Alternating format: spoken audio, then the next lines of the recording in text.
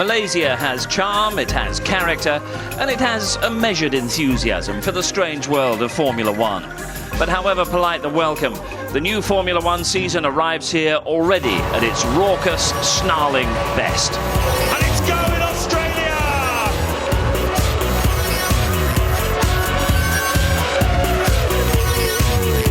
Oh, Massa makes massive contact there with David Coulthard. Down the inside, goes right down, he's overcooked it. The world champion is in the gravel trap. Oh, enormous shot for Thibaut Glock.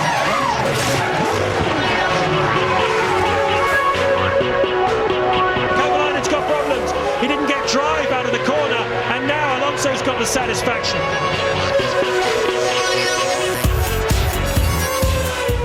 Lewis Hamilton's driven absolutely beautifully. He takes his 5th career victory, the first for McLaren here since 2003. And what a satisfying start to the season for Lewis Hamilton.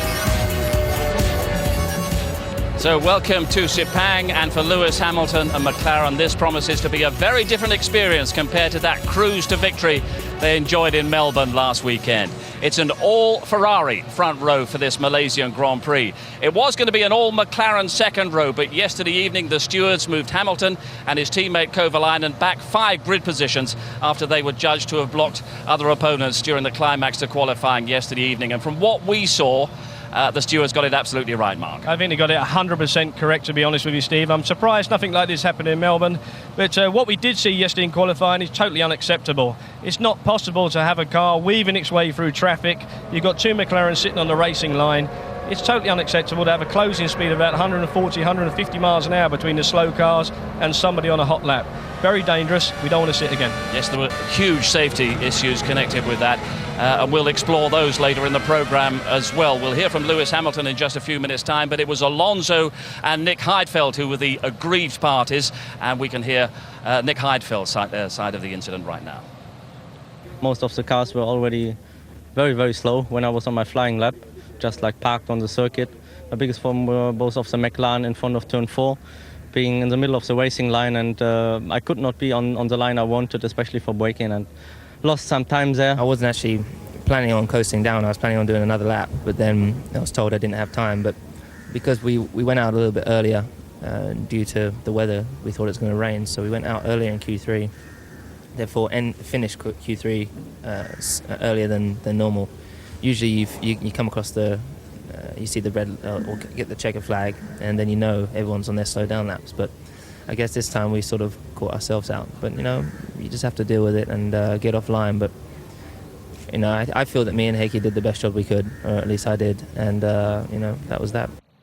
So what's happened to the 2 McLaren drivers is one big topic ahead of this race. The other big topic, of course, Mark, as ever in Malaysia, is the weather. Very, very hot indeed, but what about the prospect of rain? Well, I've had a chat with a couple of teams. It's just been down to Honda in particular and asked them, and their weather report says there's maybe 10% chance of rain now, which is surprising because as we stand here now, it does feel like there's some moisture and a bit of weather coming in. Lewis back on 9th on the grid. Might look for some rain, might help him. It would be a plus point for him in many ways, but saying that, there's a lot can go on. The start's going to be critical. If Lewis gets away well and gets a couple of rows under his belt, I think he's going to be in a chance of getting the podium. Well, qualifying yesterday then had a controversial finish for the 2 McLaren drivers, but there was a real stamp of class about the way the world champions Ferrari returned to form. James Allen now tells the full story of yesterday's qualifying.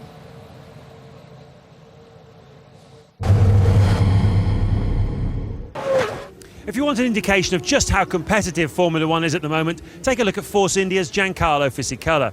He missed the cut for the top 16 in qualifying, even though he was only a second slower than the fastest car. And at the front of the grid in Q3, rows 2 and 3 are separated by just 1/10 of a second.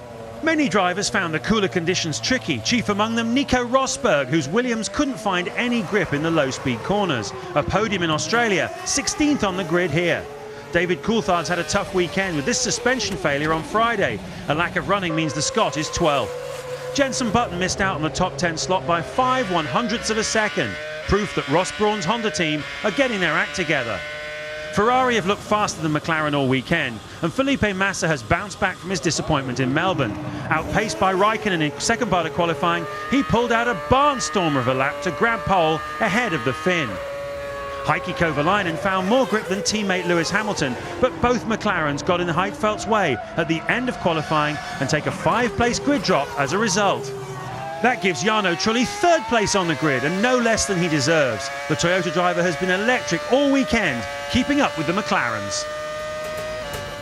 And so the grid for the Malaysian Grand Prix, and it's Ferrari's 7th pole in 10 years here. Felipe Massa at the front then, Raikkonen his first time off the front row at Sepang. Through to row 2, Jarno Trulli in the Toyota and Robert Kubica in the BMW. Row 3, Nick Heidfeld and Mark Webber flying in the Red Bull. Alonso makes it into the top 10 for Renault, with Kovalainen taking that penalty alongside him. Hamilton back in 9th and Timo Glock is 10th. Button and Coulthard and all British row 6. Row 7, Nelson Piquet 7 places better than he did in Australia last week, and Rubens Barrichello. Vettel and Rosberg make up row 8. Row 9, Fisichella in the Force India and Sebastian Bourdais, 1 place less than he was last week in Australia. Sato and Sutil make up row 10. And at the back, Anthony Davidson and Kazuki Nakajima, who takes a 10-place drop for an accident he caused in Melbourne. I did a perfect lap. Maybe Kimi and the other guys didn't do a so perfect lap like that, which can happen like I did in qualifying 2. I didn't have a very good lap, but I'm very pleased with the result in the end. The first race probably didn't go as planned, so I mean this is more normal circuit, so we are quite happy how the car is handling now. I slowed them down for sure. The penalty is very clear, but there's no intention to do it. For me, it was just I arrived at the point where I had to just commit to something, and that's what it was. So qualifying yesterday, Mark, was Ferrari back to form after a real nightmare in Australia. Yeah, they did have a bad race in Australia, but they've come back here strong. They've had a few modifications. Definitely the team look a little bit more at home now, and the drivers both look at home with their equipment. I think Massa, outstanding lap for him, but he's got a strong competitor in his own teammate, Raikkonen, on the front row. It's going to be interesting to see how Ferrari handle this race. So they feel good about the prospects, but there will be doubts around the Ferrari garage about reliability, engine reliability in particular. Yeah, very high attrition in Melbourne, again with heat, and we've got that heat here again this weekend. And Ferrari did have some cooling problems. They seem to have got round that, but Grand Prix distance in Malaysia, always tough for many cars, so Ferrari won't be any different. Yeah, so this Malaysian Grand Prix, it's round 2 of the Formula One World Championship. Can it possibly be the equal of Australia last weekend in terms of action and surprise? As the sun set over the Melbourne paddock and the teams packed up ready for the journey to Malaysia, the post-mortem was already underway on a dramatic season opener. Not since the 2002 Australian Grand Prix have so few drivers been classified as finishers. Just 7 cars took the checkered flag. So is this the shape of things to come in 2008, or were there special factors that led to such a high rate of attrition? And it's going Australia! Before the race had run a single lap, 5 drivers had already crashed out. I think there's always a bit of desperation from people at the first couple of races, just trying to prove a point, stamp their authority and impress the right people. The drivers haven't raced for 3 or 4 months, so they're all a bit rusty on first corner and first lap. There was 2 incidents in turn 1. Melbourne's quite famous for sort of having a problem in that first corner. Maybe the new regulations have just put a bit of extra pressure on people. Those new regulations included the introduction of a common ECU and the banning of traction control, putting more emphasis on driver skills. I got that tingle before the start because we were doing a non-traction control start. The Ferraris seemed to spend more time than most on the grass. It was not a big difference, to be honest. I mean, it was just a crazy race. Another effect of the common ECU was the loss of engine braking. Oh yeah, way too deep, way too deep. That was never going to stop in a month of Sundays. These cars are certainly a bit more difficult to drive now without traction control and without the electronic aids. It's quite easy to make a mistake. And the knock-on effect of those errors saw faster cars trying to make their way back up through the field, sometimes with dramatic results. A couple of guys were more back on the grid, like Kimi Raikkonen, and they just tried to push the hardest possible to come to the front, and that was maybe the reason why it was quite spectacular. Oh, enormous jump for Timo Glock! The new regulations also stipulate that cockpit sides must be higher, so did restricted vision play its part in the accident that led to Coulthard's demise? Their vision is definitely restricted by the side impact structure. I think the mirrors are a big issue as well, and the wide position. It's quite clear if you have a mirror up close, then you see much more behind you than if you have a mirror out there. It reduces the angle of vision you have. So moving the mirrors into a closer position like we had last year, there's a small aerodynamic loss, but I think it gives you better racing ability. Temperatures in the high 30s in Melbourne put an additional strain on men and machines. Here in Malaysia, rain could also play a part, so we could be set for a dramatic season. We see if this will continue all year. If it's like that, it will be very spectacular races until the last lap. Australia, a race mark that certainly Ferrari will want to forget, but now it's an all-Ferrari front row here in Malaysia, and a huge race for Felipe Massa on pole position once again in Malaysia. Yeah, a big race for Felipe Massa. I think a big race for Ferrari in general, but Massa's on pole.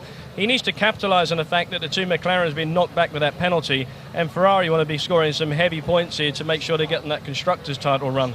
But I think if Massa can put a good run together, for sure he needs to get on the World Championship title run as well, and that at the moment seems pretty slim for him after Melbourne. But he'll have memories of last year on pole position, got it all wrong in the opening few corners. He did indeed, but he got off the line very well. But let's bear in mind again that this start today is somewhat different. These guys now do not have launch control, traction control, or the engine braking capabilities what they had last year, so we've got a lot more excitement coming up. Well, let's move a little bit down the pit lane to another of the stars of Australia last weekend. That's Nico Rosberg, who's struggled, though, in qualifying here yesterday. He took third for Williams last weekend, and even Lewis Hamilton couldn't disguise his delight that one of his rivals from the new generation of young drivers was on the podium with him. Well, Rosberg was flying in Melbourne, and as Ted Kravitz reports, he's been flying since. Ladies and gentlemen, good morning. First officer here. Welcome aboard this Williams-branded Airbus for your flight today. And now a few words from Captain Rosberg, cabin crew, doors to automatic. I arrived this morning and looked onto the airport, and I could see this huge plane with all the Williams colours and my helmet on the front, with huge Nico on the side. I was like, geez, how cool is that? What are you like as a passenger on a plane? Do you hog the armrest?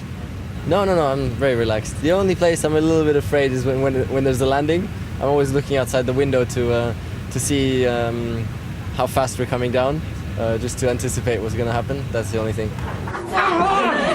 You've just come off the back of your first podium in F1. You must feel that it's all going pretty well. Yeah, no, it's gone very well, over the last few years. Really also as a team with Williams, I have stepped my game up, and also Williams as a team, so they've given me the chance to get some good results also with a good car. You told me after the race that your plan from the beginning was to take it easy. That's quite a clever way to approach a race. I knew that there was going to be a lot of crashes, a lot of mistakes, because it always is like that in Melbourne, and so I just wanted to approach it a bit more calmly, and it really worked out for me, and in the end coming third was the result. We always see you with your iPod there. What do you like to go through? What routine do you like to go through on the grid? It's just a matter of trying to keep focused and concentrated on what's to come. And so I just go through some procedures that I've developed over the years to try and stay focused. So what music is on the iPod? There's a whole bunch of random stuff. For example, I was listening to Nickelback, Rockstar on the grid, just because it happened to be there. During the winter, Frank Williams told some of the media that he'd had a big offer for you from McLaren. Why didn't you go there? For me, I'm very happy where I am. We're on an upward trend with Williams. I enjoy being with the team, and I think that's important in your job, that you enjoy what you're doing. And so it's nice to be a part of this upward trend with the team, and I hope that all together we can steadily move up step by step, and maybe soon be more consistently on the podium. Nico Rosberg's time will come. Felipe Massa's time is now, and a lot of people at the start of this season were sensing that it might be a Rosberg-Raikkonen all-Ferrari battle for the title. Yeah, I think Massa and Raikkonen are going to have a big battle for the title, definitely. But the great thing is, like we just saw the youngster there, Nico Rosberg, we've got a lot of young talent coming through, Steve. Hamilton's young, Rosberg, Kubica, all of these guys look like they're going to be heroes of the future and world champions potentially. But for me, Rosberg will have to leave the Williams team to get a chance of winning Grand Prix and looking for a title. Looking ahead to what might happen at the start in a few minutes' time. No traction control. Raikkonen made a blinding start from the back of the grid in Australia. He did indeed. He made a huge effort there and took a number of cars before he got into turn one at least. And that's a possibility today. But I think actually you've got a couple of guys, somebody like Nelson Piquet Jr., who's mid-grid today, got a bit of excitement, a bit of adrenaline running through his system, and may actually put something into the mix when it comes to the middle of the pack and the start. Well, yesterday in qualifying was the 10th pole position of Felipe Massa's Ferrari career. And Martin Brundle has been looking at how he got things absolutely right around this very demanding Sepang circuit. Let's take a look at Felipe Massa's pole position for Ferrari. He's busy looking outside of the cockpit and at work inside the cockpit on the brake balance through this lap. 195 miles an hour, approaching the deep braking zone of turn 1. Down 6 gears, just 75 miles an hour. Turn 2 is immediately in his face, 85 miles an hour. Now the car gets up and running. Look at the vibration off that curb. The driver feels that too. It shakes the fillings out of your teeth. Up to 180 miles an hour for turn 4. He's had a tweak in the brake balance. He wants less rear braking into this tricky zone. That worked well. The Ferrari engine racing up then through the revs and the gears 5 and 6. He's just modulating the throttle. That's working nicely for him there. Up to 170 miles an hour before turn 7. Look at that, down 3 gears, but turns in with great confidence and applies the power. Up to 170 miles an hour again, another tweak on the brake balance with his right hand for the biggest stop of the lap, and just 65 miles an hour, the slowest corner. 9, 10 you accelerate through and ignore. 11 is an arrive and drive, down 2, 3 gears, 85 miles an hour. Bring it right immediately for the great turn 12. He's already adjusted the brake balance again in anticipation of this, turn 14. It's a very wide track, but there's only one sweet line to put the car on. He's away. It's a long straight 2, down to turn 15, a tight left-hander. Be on the extreme right-hand side of the track. The car's difficult to brake on the washboard effect of the racetrack here. You must kiss the apex, get on the power smoothly. Then urgently, the start-finish line is immediately ahead. Second consecutive pole position for Felipe Massa, and quite Schumacher-esque in how he kept adjusting the car through the lap. Yes, well, Schumacher or not, Michael's gone, and it's going to be an interesting first lap, Martin. Your cars, as Massa goes out behind us, your cars starting 8th and 9th. How do they approach the first corner? Ask the question again, James, sorry. Ted, how do they approach the first corner? Carefully, I hope. I mean, I think given where our cars are on the grid, they've got to try and make the best starts possible. We'd like to take 1 or 2 cars going into that first corner, but any good work that you do on the straight can be lost in the corner. So, you know, there's a lot going on in the middle of the field. Our guys just got to make sure they attack the start as aggressively as they can, but not too zealously in that first corner. And a possibility of a podium, we've heard that's what Lewis is aiming for. Absolutely. I think we've got to go out there and try and get a podium. I think we've got a quick racing car. It's quicker than most of those in front of us. We've got to look at what we can do in terms of strategy. Clearly, Fernando's probably going to be running longer, and that's a problem if we don't get by him. But the target is to try and get ourselves perhaps onto a slightly different strategy, get some clear air, and then be able to use the quicker cars to make places. Thanks very much, Tim. Back to you, Steve. Well, as we watch the cars, we watch Lewis Hamilton heading to the grid. Mark and I have retreated to the far more peaceful surroundings of the paddock, a far better working environment. But I will put the same question to you, Mark, as Ted struggled to put to Martin Whitmarsh there. What should Lewis's approach, Heikki's approach be off 8-9 on the grid? I mean, obviously, it's what Martin Whitmarsh alluded to. They've got to have a clean start. They've got to make sure to get away there without any hindrance and no problems with other traffic. But the big thing for them will be after they've done turn 1, they've got to settle in and use the benefit of carrying the extra fuel, because I'm sure and quite confident the McLaren are a lot heavier than what the 2 Ferraris are. If they can chip away into the first part of that race, they can climb into maybe a 4th or 5th spot, and then some tactics and strategy are going to follow from that point on. And maybe not to be overly ambitious about what they might achieve this afternoon. No, I think they will understand that they've got to go for solid points. It's all about consistency and reliability and collect those points. We're only in the 2nd race of the World Championship.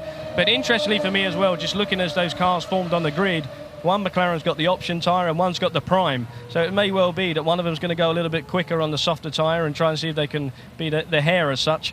and see whether maybe Lewis, by the looks of it, is going to go for the longer endurance run. As you say, it's the second race of this new Formula One World Championship. We've got a long way ahead of us, and this is the 10th time the Malaysian Grand Prix has come here to Sepang. 2 new circuits, though, feature in the schedule for the coming season. There's the new street circuit at Valencia for the Grand Prix of Europe. That's at the end of August. And another city circuit in Singapore, an outstanding new layout for what promises to be the most spectacular date on the schedule, September the 28th, for Formula One's first night race. Well, that's the lineup for a season in which every team, of course, has ambitions. But Toyota in particular are targeting 2008 as the season that they must deliver, largely because of the amount of money that's being ploughed into Formula One by the Japanese manufacturer. And with Jarno Trulli on the second row, there are indications that the results are starting to come. Here's Louise. After 6 years stuck firmly in Formula One's midfield, Toyota is under pressure to perform. The team's pinning its hopes on a radically different design, and early signs suggest the new car is doing its job. I would say the main goal, what has triggered our concept change, was to obtain a better aerodynamic stability, and we got it immediately. Just the performance at the beginning of the winter was not where we had to be. It came a little bit later, just in time, in fact.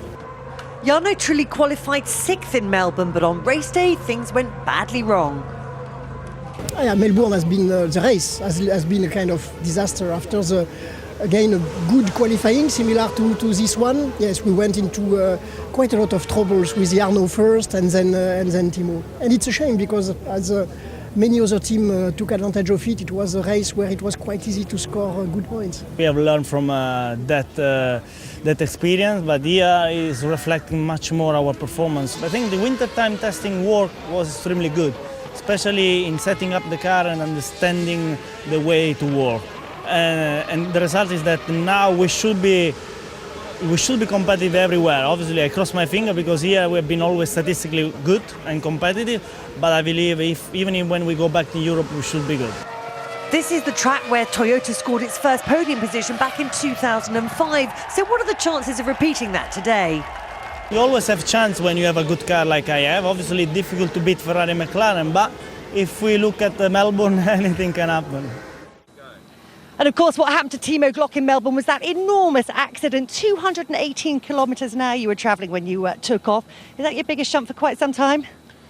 Yeah, I think it was one of the biggest I had, and I mean, I thought in a 220, I think the airplane normally takes off, so I think it has the right speed for that, but you should do that in a Formula One car. So, but at the end, you know, I was lucky that I didn't hit the barrier, and that was I think the best thing of it. Well, you've certainly bounced back. I mean, Jarno's up 3rd place on the grid. You're in the top 10 as well. Toyota looking very strong here today. Yeah, I have to say we had a consistent run in Melbourne already, and now again both cars in top 10. I mean, for me, it's still the problem that I still have to use 2 sets of tires. In Q1, that was not like we planned it, and that cost me at the end of Q3 session. But overall, I'm happy with it. I mean, Jarno now in P3, good opportunity for us to be strong in the points. We'll keep our fingers crossed for you. Have a good one. Thank you. So both Toyotas qualifying in the top 10 for this Malaysian Grand Prix. Trulli now starting from 3rd on the grid. We'll be down there with our reporters in a few minutes' time. We'll be talking to Lewis Hamilton some more, and we've got the ITV F1 competition as well, all after the break.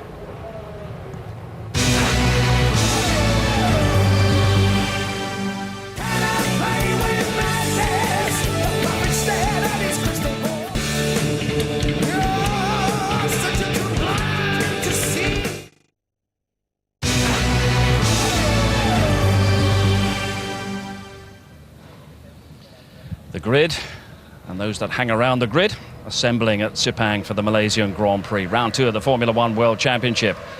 But the grid is assembling not quite as they finished qualifying, because a few hours after the action yesterday, Heikki Kovalainen and Lewis Hamilton were both penalised 5 places by the stewards, having been judged to have impeded other drivers in the climax to qualify. Kovalainen will start 8th, and Britain's World Championship leader will start 9th. What were the problems that you were having with car setup, and how might you be able to resolve those today? Well, when we came here, I think we had quite a good car. For sure, we're quite quick on the straights, so perhaps we're not at the perfect downforce level. But because generally Ferrari usually have a faster car on us on the straights, which they don't this weekend.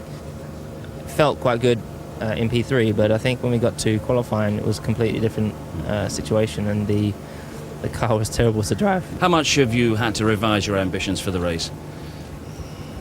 Well, I wouldn't say I have to revise them really. I've started P9, so winning the race is not particularly on the agenda, I guess. I would say that scoring as many points as possible, getting around the first lap as clean as possible without any hiccups. And but anything can happen. I'm very a great believer that anything can happen, and I think it's going to rain today. I just got to make sure that I'm on top of my game.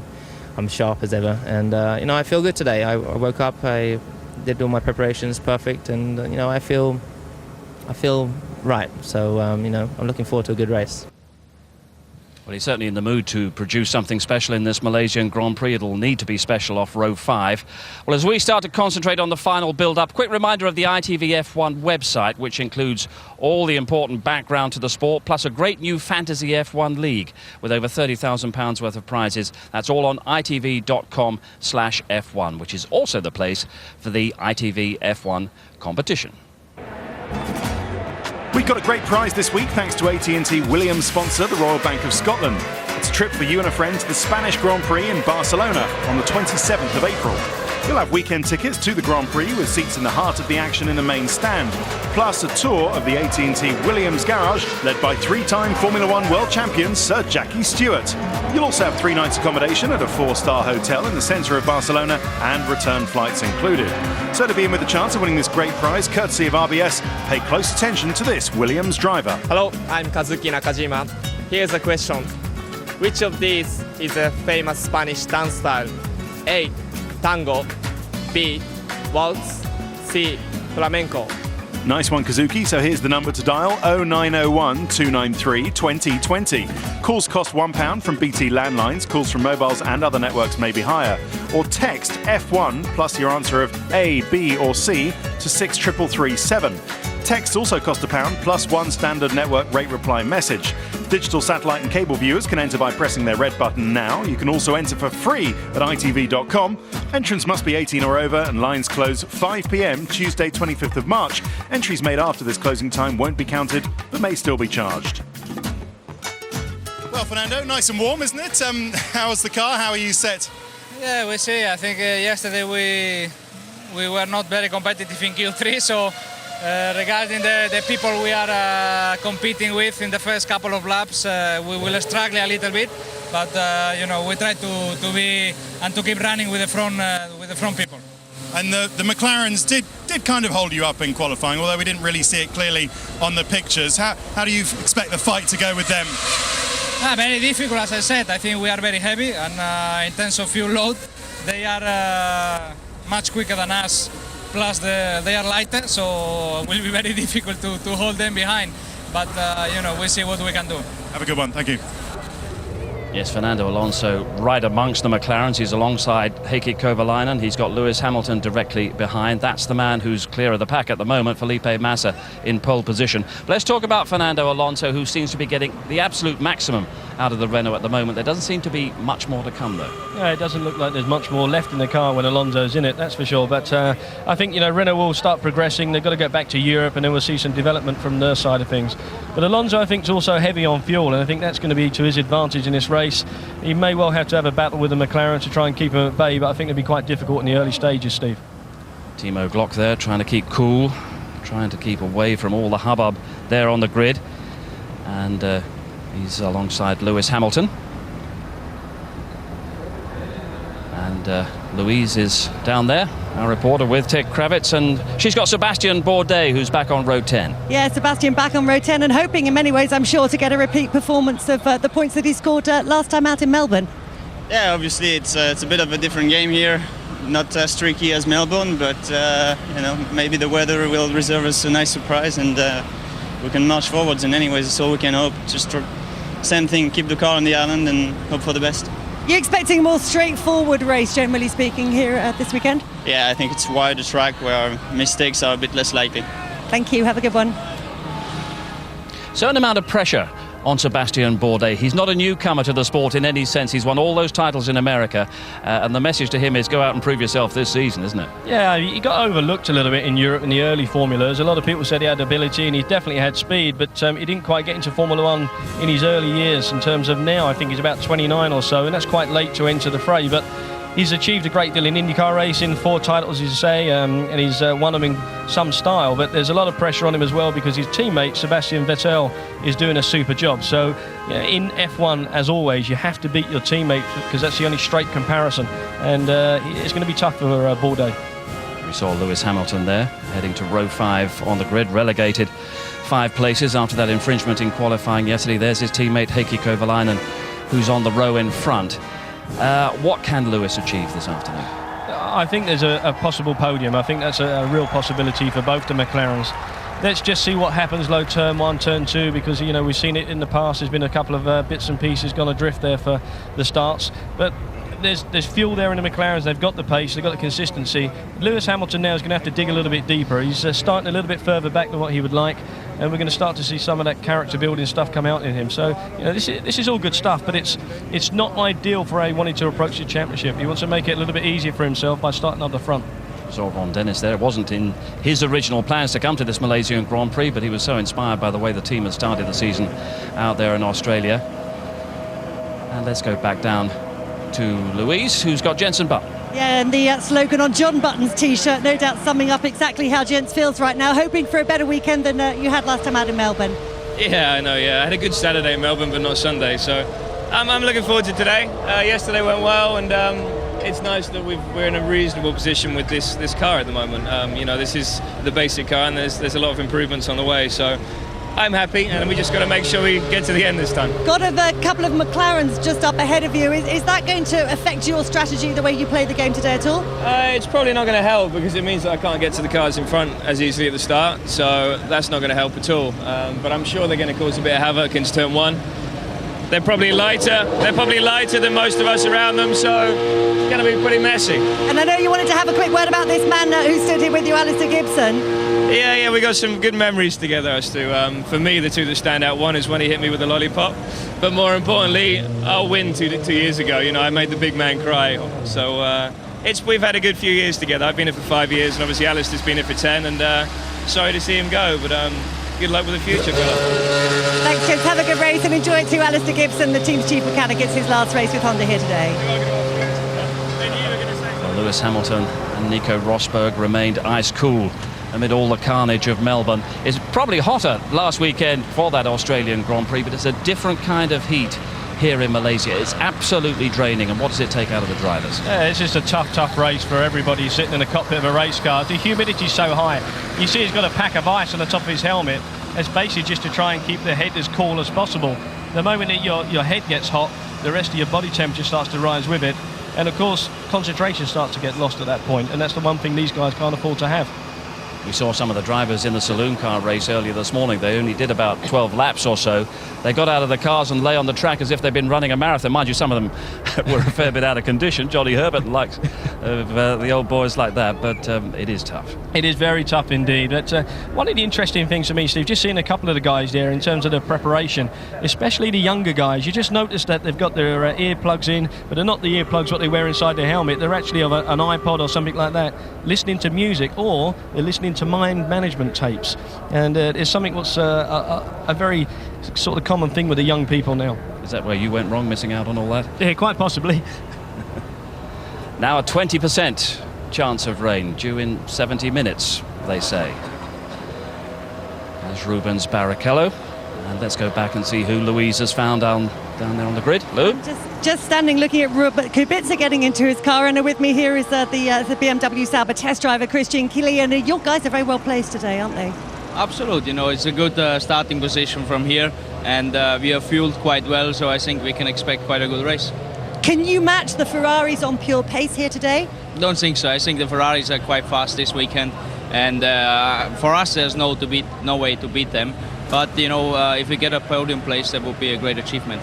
Thanks, Christian. Jarno Trulli promoted to third on the grid with the relegation of Kovalainen and Lewis Hamilton. And Toyota, we were hearing in that feature a short time ago, moving in the right direction and this is just the opportunity to produce the big kind of result that they want. It is an opportunity for them, but I do get the feeling that they're still pretty light on fuel, and the Toyota in some ways flatters to deceive, because I think that's going to be an early race with Trulli being up the front there, but he's actually going to start to hold people up behind him, and especially affecting maybe the McLarens trying to push their way through to the front of that grid. But as you say, Toyota are moving forward, Steve, and there is some progress. Bernie Eccleston there with Gerhard Berger.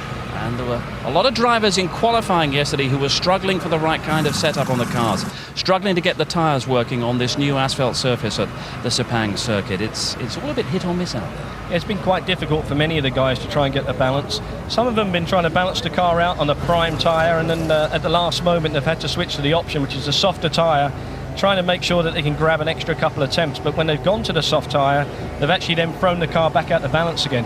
At some stage they've got to use both the tyres during this race event, so it's compromise, and it's such a big effect on the guys there trying to put a race balance in place.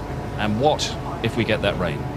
Well, they're in a different ballpark altogether, and in fact, as bad as it sort of might say when I say that I'd like to see it rain, I think it'd be great for all of us. I'd love to see these guys now back with no electronics in the car, just to see the skills come out of them and see them at their best, controlling 750 horsepower in the wet conditions.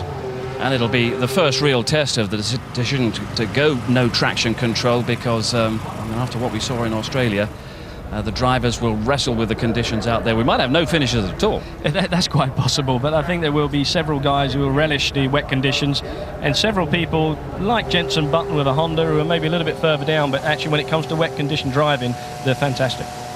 Well, a 20% chance of rain, but the chance is there, and it would really shake up this Malaysian Grand Prix.